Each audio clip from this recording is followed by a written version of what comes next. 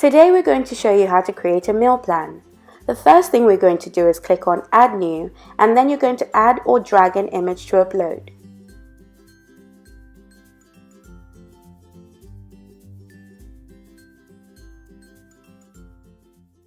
You can now save it. Your next step is to name your meal plan, after which you will now describe your meal plan. In this case, it is a 3-day meal plan.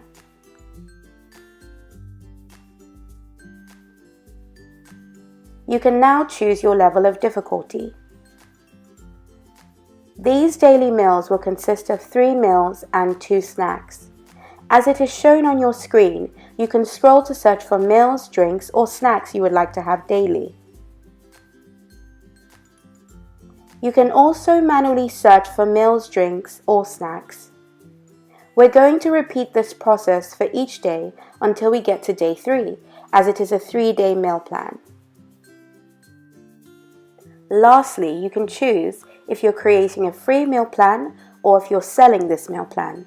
In the case of the latter, please feel free to reach out to us directly.